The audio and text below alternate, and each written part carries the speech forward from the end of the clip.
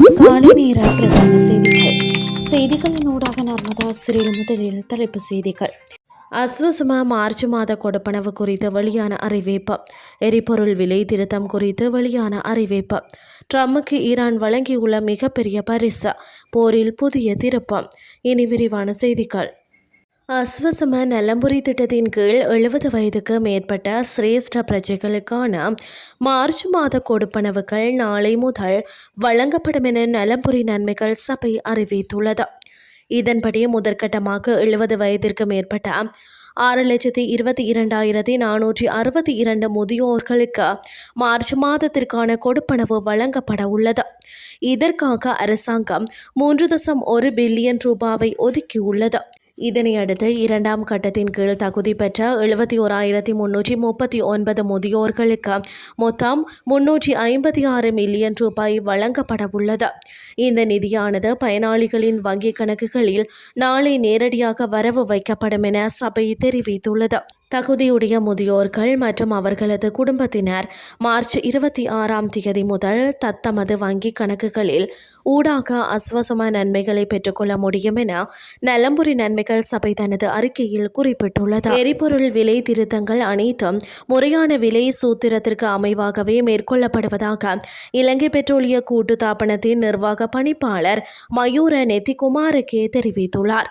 நேற்று நடைபெற்ற ஊடக சந்திப்பில் கலந்து கொண்டு கருத்துரைத்த போதே அவர் இதனை குறிப்பிட்டார். எரிபொருள் இறக்குமதி செலவுகள் மற்றும் அதனுடன் தொடர்புடைய ஏனைய செலவுகளை அடிப்படையாக கொண்டே இந்த விலை திருத்தங்கள் செய்யப்படுகின்றன. இதில் விசேட சூத்திரங்கள் எதுவும் இல்லை. முழுக்க உண்மையான செலவுகளே கணக்கில் கொள்ளப்படுவதாக அவர் குறிப்பிட்டுள்ளார். இலங்கை பெட்ரோலிய கூட்டுத்தாபனம் இறக்குமதி செலவுகளை கணக்கிட்டு அரசாங்கத்திற்கு சமர்ப்பிக்கிறது. எனினும் இறுதி விலையை தீர்மானிக்கும் அதிகாரம் அரசாங்கத்திடமே உள்ளது.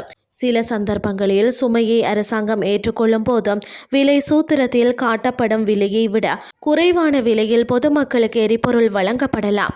ஆனால் கூட்டுத்தாபனம் தனது கணக்கீட்டுகளை துல்லியமாகவே வழங்குகிறது. உலக சந்தையில் மசகு எண்ணெய் விலையில் ஏற்படும் சடுதியான மாற்றங்கள் காரணமாக முன்னரே போல மாதத்திற்கு ஒரு முறை என்றில்லாமல் தற்போது அடிக்கடி விலை கணக்கீட்டுகள் மேற்கொள்ளப்படுகின்றன.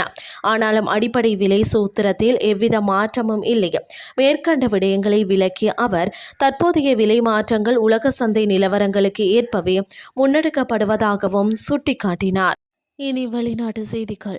ஈரான் ஒரு மிகப்பெரிய பரிசை வழங்கியிருப்பதாகவும் அது ஏராளமான பணம் மதிப்பிலானது என்றும் அமெரிக்க ஜனாதிபதி டொனால்ட் ட்ரம்ப் தெரிவித்துள்ளார்.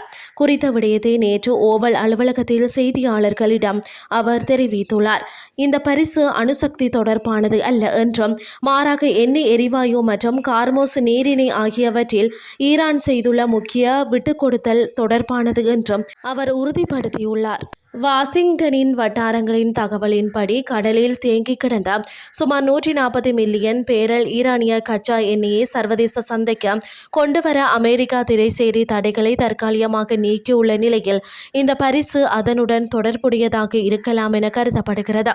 ஈரான் இந்த ஒப்பந்தத்தை எட்ட மிகவும் ஆர்வமாக உள்ளது என்று குறிப்பிட்டுள்ள ட்ரம்ப் கார்மோஸ் நீரிணையில் கப்பல் போக்குவரத்தை சீராக வைக்க ஈரான் ஒரு அற்புதமான காரியத்தை செய்துள்ளதாகவும் பாராட்டி உள்ளார்.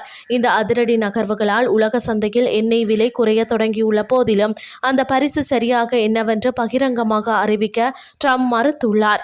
போர் பதற்றம் உச்சத்தில் இருக்கும் வேளையில் வெளியாகியுள்ள இந்த மர்மமான அறிவிப்பு ஈரான் அமெரிக்கா இடையே ஒரு திரைமறைவு உடன்படிக்கை எட்டப்பட்டுள்ளதா என்ற பெரும் விவாதத்தை சர்வதேச அரங்கில் கிளப்பியுள்ளமை குறிப்பிடத்தக்கது.